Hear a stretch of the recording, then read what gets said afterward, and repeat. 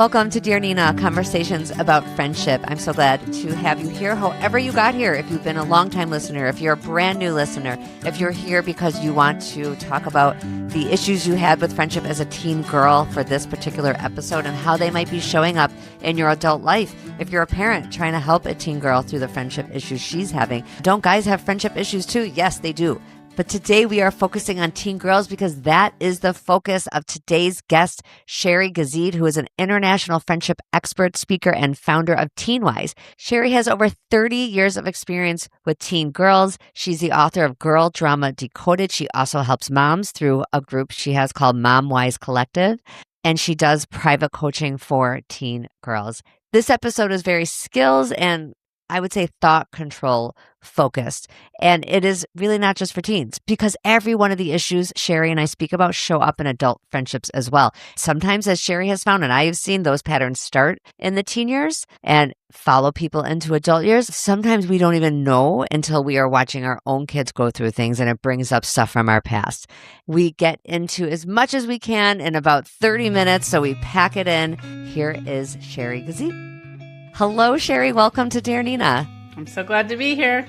You have so much experience behind you. You could talk about so many things, but in this episode today, we are going to focus on trying to help listeners see how current friendship issues they might be having might be rooted in patterns that they learned as teenagers. And you work with teenagers. When I go to some place, let's say to a doctor's office or wherever, and they ask me what I do and I tell them, and we're talking about adult women here, they're like, oh my gosh, we need you here in the office because they are having these issues in the workplace. And people tell me about mama drama they have. It doesn't stop because we're carrying those patterns forward. Let's start naming some of the patterns. There's a lot of patterns that we carry forward. And I think it all comes down to insecurity in our friendships. We kind of try to do things to secure our friendships, which actually come across as very unhealthy behaviors. So gossiping about others, spreading rumors, not being vulnerable at all. So we keep those walls up. We don't create deeper friendships. Those are some of the big patterns that I see. Also, the forming factions, right? We've got to get people on our side. And it comes from that insecurity of the friendship. When we're talking badly about people, the purpose is to solidify our friendship with somebody else. There's so many patterns, but those are some of the big ones that I see. Okay, that is all very relatable. And I think probably anybody listening to that could remember in their own teen life and think about their current adult life and think about every one of those patterns. I think that the listeners here are 95% adults. You're probably speaking to parents of teens. So your clients are generally teenagers though, correct? Yes. So I generally work with private coaching with the teens, but I also work with their parents so that I can help the parents to support them. And some of that work is having the parents reflect back on their teen years. So yeah, what does that look like? Take me through what that might be. So with the parents, when we have had these experiences as teens, that's the filter that we're looking at what our kids are going through. So if there's someone who's mean to your daughter, you might be like, oh, she's getting bullied, thinking about all the things you went through. When we have a filter already of that negativity, we're looking for that amongst our kids' dynamics, then we're thinking, oh, girls are just mean, or oh, boys just don't know how to have emotions or don't know how to talk it out. So we just automatically put these stereotypes on top of the teen friendships. That reflects how we are going to parent. What are the things we're going to say to them and how are we going to help them work through it? Or do we just put these labels on? What would be the better thing to say? Because I will tell you that I also really struggle with everything being labeled mean. Sometimes there's meanness and sometimes the chemistry is not there and someone's trying to let you know. Maybe they've been trying to let you know all along in a more gentle way that the friendship's not working for them. Like everybody isn't entitled to our friendship. It's kind of a harsh thing to say, but it is true. Somebody not wanting to be close to you does not make them mean necessarily. Right. But there is real mean behavior. It does exist. I'm not saying it doesn't exist. And you are saying you're adding another layer, which is what we might be telling our teens or kids is mean might be our own experience from when we were a kid when someone actually was mean. Exactly. Yeah. And I have the interesting perspective of seeing it from both sides in relationships. So I might see where one girl is saying, I was excluded, and the other girl is saying, I don't really get along with her, so I didn't invite her. So the words that we use really do impact how our kids are thinking about it. And it impacts how we're thinking about it, either as parents or in our own friendships. That did they exclude you or did they just not invite you? Because there is a difference. Oh my God. Can you talk more about that and how you help people through that exact example? That example. Yeah, so there's an example where I work through with girls on you were not invited to a birthday party. So I have them think about all of the thoughts that they have if they weren't invited to a birthday party. And in the teen world, birthday invitations are like gold. Their thoughts are about nobody likes me, I'm never going to get invited to a party again, or they think I'm not cool enough, all these negative thoughts. And from there, we look at what are the emotions that come with it.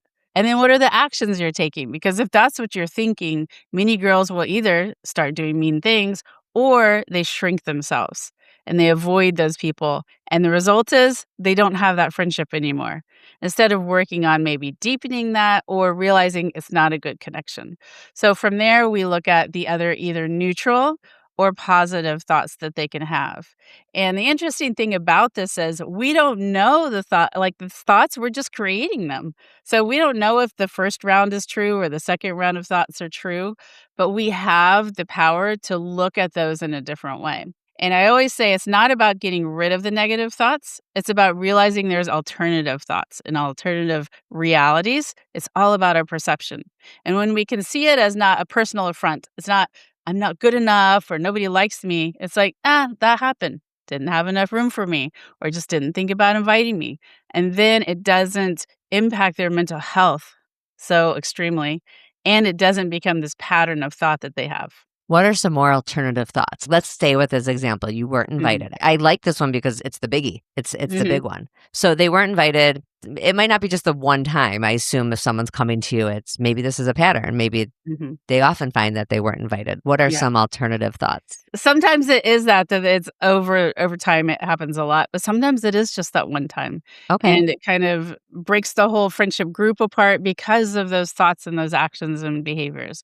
So, some of the alternatives, remember, it's neutral or positive, it doesn't have to be toxic positivity. It might be, "There wasn't enough room for me," or "There was a limited budget," or "I'm just not close enough to her yet." Things as simple as that. And to be like, "Oh, yeah, maybe there was a limit on the number of people that could be invited." If you think of it like that, all right, so not a big deal. And I can accept that. So accepting the emotion. And then the behavior is I keep talking to that girl. Maybe even to be bold, I ask about the party and say, "Oh my gosh, happy birthday. How was it?" So that you are still part of the mix. And the result is you keep continuing to build that friendship. It's really a point that cannot be underrated that sometimes you aren't as close yet. And it Mhm. kind of goes back to what I said a little earlier is that we're not always entitled to friendship just because we're adjacent to the friendship. Maybe Right. it's a big friend group of 10 kids. Maybe they got tickets to a concert for 4 kids. Mhm. Should those parents be expected to bring 10 kids to the concert? Yeah. If those parents don't, are they mean, horrible parents who are teaching their kids to be bullies? There's a lot of this stuff that people say about parents and kids. Everybody isn't equally close. There are individual relationships that do exist within groups, and it can be hard to get teens to understand that because it can be hard to get adults to understand that. Yeah, and we as parents talk about that, right? "Oh, I can't believe that they didn't invite you and they excluded you," and then talking about it to the other parents. But, the difference I see in exclusion and just not being invited is if you have a friend group of 10 people and they invite 9 out of 10, then that is clearly exclusion. But otherwise, it's not. It's just you didn't get the invitation. It is hard to accept for people who are like, oh, that's easy to say, Nina. Trust me, I have 4 children that range from 22 down to 14, 2 boys, 2 girls. I have seen it all just within my own house. And then Yep. receiving people's letters for the past 14 years that I've been doing this work, I understand it is not that easy. But I never found in my own experience and then helping other people that harping on this one group that didn't include you, that won't invite you, is not helping anyone. You're taking Right. all that time instead of building other relationships. Exactly true. A lot of times for the teens and honestly for adults too, there's the idea of the popular crowd. well, I want to be in that popular crowd. So people will take the abuse or being teased or being excluded a lot because they're like, but I'm in, right? And they see it as safety, but really it's a false sense of safety because that group's going to toss you out constantly because you're not really part of the group. You're just hanging on.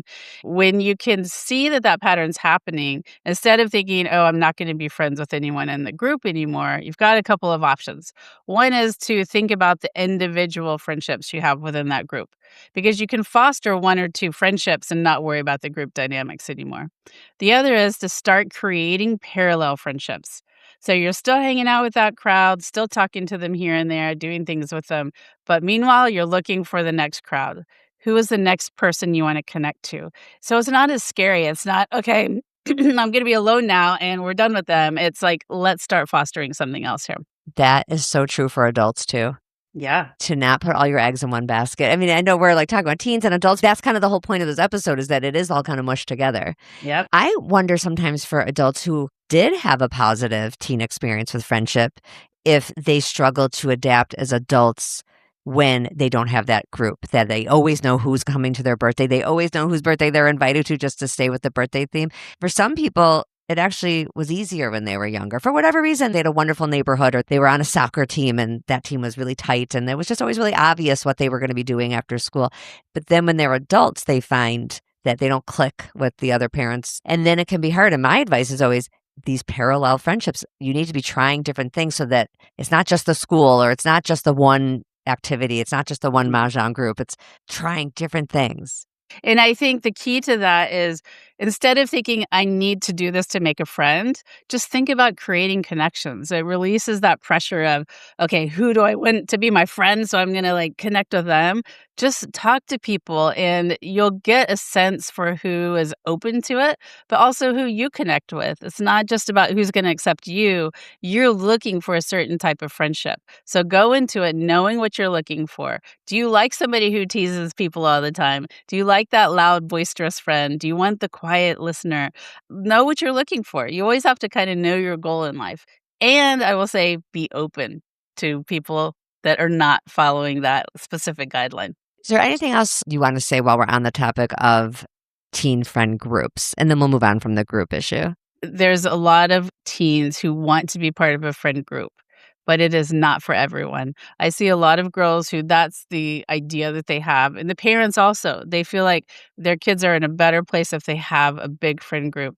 But sometimes there's not safety in a group. The safety comes from individual, deeper friendships. Many of these friend groups, there are some people who have these one-to-one better friendships within there, but some of the kids get left out and they don't create deeper friendships.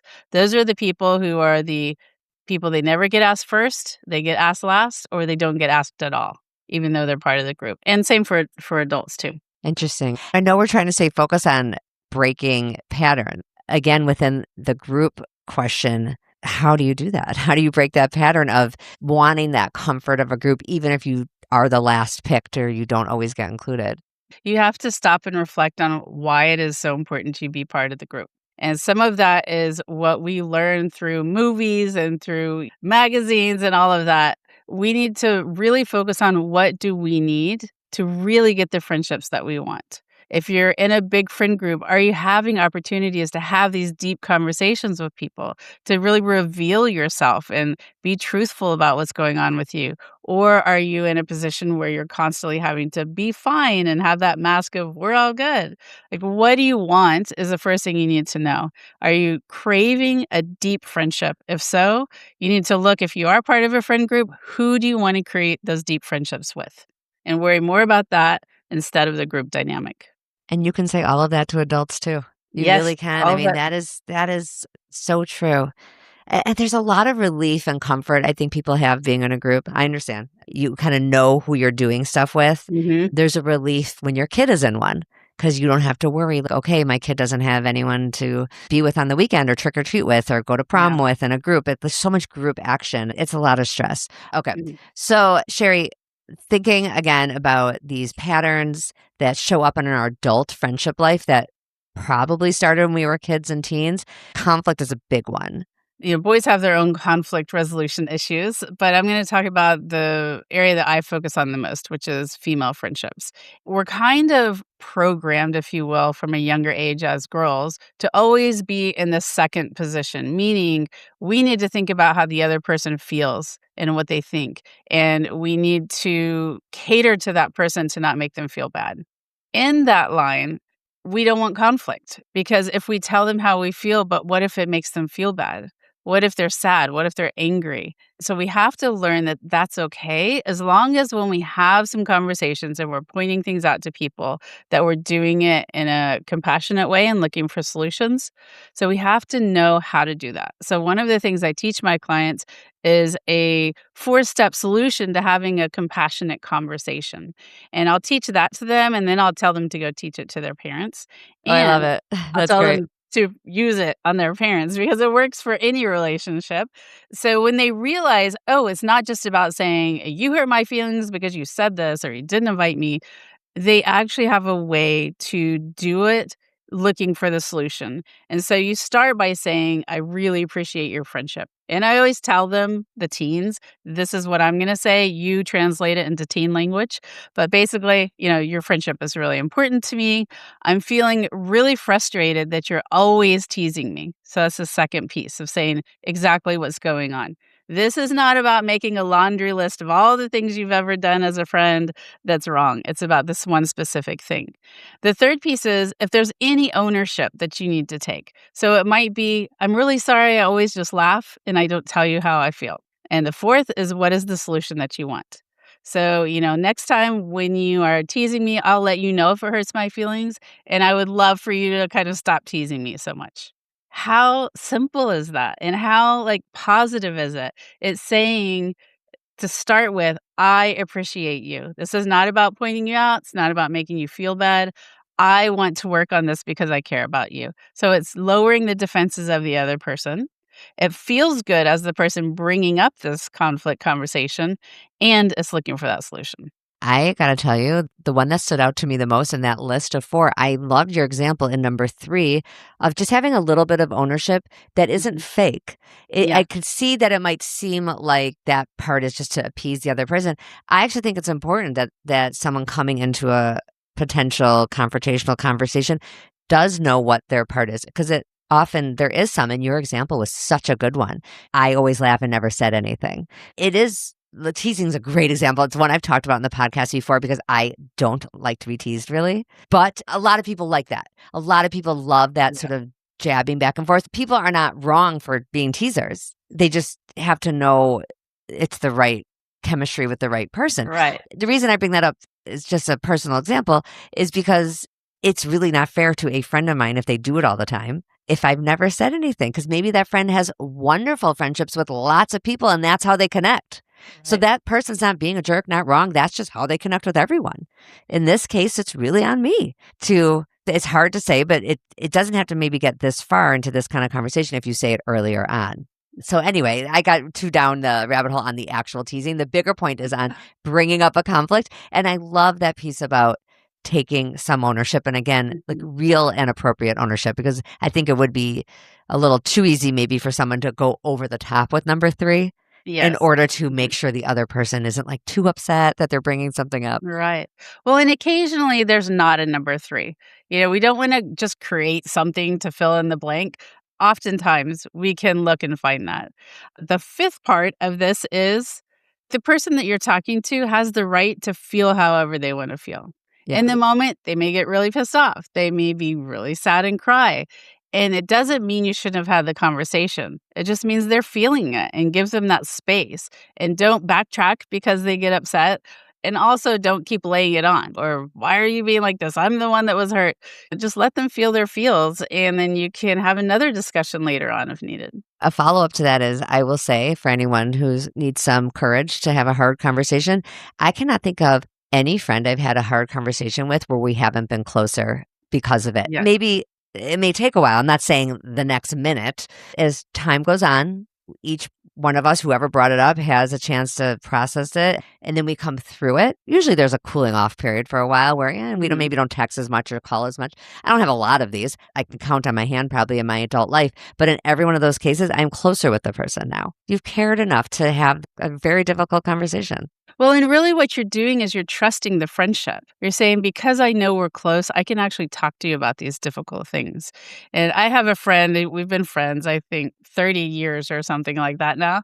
And we were roommates at one point. That always creates more tension, right? I was a letter writer, so I wrote her a letter about, I don't even know, dishes in the sink. I'm not sure what it was.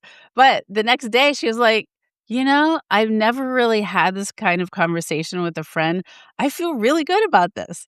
That was an interesting moment for us to be like, yeah, this is a real friendship because we can disagree and talk about it and be good.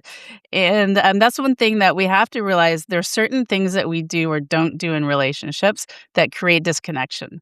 Not addressing conflict is a number one reason that friendships will dissolve because it becomes resentment. You're just thinking about it. You're not telling them about it. And so instead of getting closer by avoiding that conflict conversation, you're actually creating a disconnection. That must be a pattern you see in adults that for sure started in their teenage lives. Yes, for sure. And they'll think, something happens with their friend and they don't talk about it. It goes back to those thoughts that lead to the actions and results that you just keep building it up in your head where the other person has no idea there's a problem because you haven't told them. Yeah, I would say the number three, back to the number three, I agree. There isn't always a time when you have to take some ownership. But the one that most people probably could reach for if they need one is that they didn't bring it up sooner. Things fester and then it gets blown out of proportion in a way that might have been dealt with a lot easier. And if Yeah. you're the one bringing forward the conversation, maybe you could take that on. I should have said something earlier. Obviously, if it Right. was like a one time major horrible thing your friend did, there was no time to say it earlier. But I'd say a lot of cases, most people waited too long. It doesn't mean it's not resolvable, though. You can still work through it. That's a good advice. How do you get people, I'm just assuming now, how do you get your clients to have a conversation like this in person or at least on the phone and not over text? And I skipped the part where I said, shouldn't they do it in person? Because I'm assuming that they should. Yes, I always encourage them to do it in person. And one of the ways I get that point made is they always have their phones with them. They'll bring them up. I am often looking through text threads of teen girls because they look, see what happened, right? So I will have them read some of their texts. I hear the sass that they're bringing to it. And I'm like, oh, do you know that she really said it like that? And I'll say, why don't you read it in a more calm way? Why don't you read it now in an angry way? And then they're like, oh, yeah, there's lots of different ways that this can be interpreted. That gets that point home. We also practice it. I will have them write it out if they're in my office on the whiteboard, and then I'll say, okay, now sit on the couch and let's read this. Act like I'm that person and talk to me about this. Then I'll have them go home and practice in the mirror so that when they're in the moment and their anxiety is high, that it can still flow freely. Sometimes I will say, okay, this is your challenge for the week to go out and have this conversation with a friend. If they come back and they haven't done it, that's okay. Let's talk through this. Where's the resistance? Why did you not have this conversation? So it's a big learning process, but after they do it one time, they love it because they realize, yeah, this works.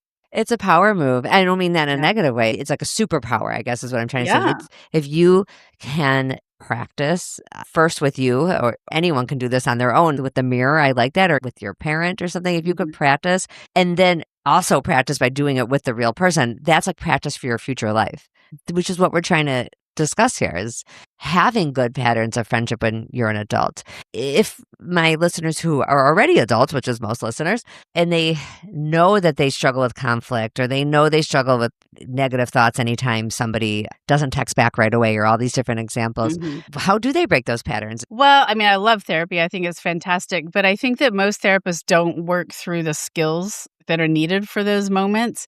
Therapy is great if you need to really process through the insecurities. And when it comes to skills, that means you've got to learn those specific skills. So obviously, I work with teens on this. For parents, they can also contact me and we can work through some things. But it really comes down to, what do you notice in your life that is creating these issues? Do you want to make a change, or are you fine with doing things as you are? What is the purpose? Why do you want to learn those conflict conversations? Why do you want to have friends? You've got to dig into your why. And then when you have those uncomfortable moments, you're like, it's worth it because this is my why. It's worth having the conflict conversation because I want to create a deeper friendship. Or it's worth getting really uncomfortable and connecting with someone new because I'm looking for a good friend. It comes down to that why. But I think that therapy is good for some, depending on where you are in your process, and coaching is good for other people. So let's end on something that definitely comes up in your teen clients, and I know for sure comes up for adults, and that is when you've had a friendship that was not able to get past the conflict stage. Maybe you didn't have the courage to bring it up, or you did bring it up and it blew up. The friendship's done. And a lot of friendships don't end from some big explosion of a fight. Actually, it's pretty rare. It's usually like someone disappears or they quietly quit, as we say, where they just sort of slip away. I think a lot of people struggle with the confidence to get close with people again or feel that they are able to have close friendships. And probably for adults, that is a pattern that maybe you're seeing in clients now from teens. We want to protect ourselves, right? And our brain wants to protect us. So we build these walls sometimes that make it impossible for anybody to get through them. And so we create these superficial friendships is one of the things I see. And these stick with us. There was this one presentation I was doing for Girl Scout troop leaders on friendship. We were talking about some of the patterns and how it affects us as teens and as adults. This one mom she's probably 40, 42, somewhere around there. She started crying talking about this. She's like, yes, this is what I'm doing. This is why I don't have female friends, because I've created this wall. I don't talk to people in a deep way because I'm protecting myself. So it was a really big breakthrough for her just to be able to stop and realize, yeah, that's what I'm doing. So many of us have those walls that we've built and we don't even realize it. We're like, oh, but I have friends. I'm talking to people. But keeping it on a superficial, safe level. We have to really look at what walls did we build and why. And when our friendships end, we have to not throw the whole friendship away. Every relationship or friendship we have, we can gather from it positivity. What did we learn about ourselves? What did we learn about what we need in a friendship? What could I have done differently? What did they do that wasn't so great? Really fostering the positive memories from it. Just because it didn't end well doesn't mean the whole thing was bad. We as adults do this to teens, but we do it with each other as adults. When a friendship ends, oh, well, she wasn't a good friend anyway. If she said that, she was never your friend. Well, no, it may have been a really horrible moment. She may have been going through something. And teens, they're still learning. Every person has a capacity to be mean at some point in time. It doesn't mean that they're not a good friend. We have to look at what walls have we built and why. That's great advice. And I do think the labels that parents put on other people's kids are pretty harsh. It's really kind of unreal. And like you said, they are teens. They are learning. And kids too. I mean, people say really horrible things about a 10-year-old, an 11-year-old, a 12-year-old. They truly are still learning how to navigate in the world. I've never met a 12, 13, 14-year-old who has it all figured out. I heard this really horrible, people always say girls are mean and, all these awful things. But I heard this mom say something that just like a knife through the heart was, oh, in middle school, it's just biatches in training. I'm like, oh, that's so horrible. No, they're girls in training to be really great friends. They just don't know how to do it yet. And they're going to make mistakes. And we have to be there to guide them. And we have to realize that little biatch in training, as this awful woman said, that person is still within the adult. And we have to really pull that teen version of ourselves out to figure out what did we need, what do we want, and how is it affecting us now? And we have the capacity to change that. Perfect note to end on. It's hopeful, and I really like your focus on skills. Teens and adults, everybody can improve skills in this area, just like a lot of areas in life. Friendship Absolutely. it's not ever too late. I really feel like it is never too late to make new friends, deepen your friendships, be a better friend, and have better friends. Absolutely. Thank you for being here, Sheri. When I end my episodes, I always tell people to come back next week when our friendships are going well. We are happier all around. I'm sure you have seen that in your work. For sure.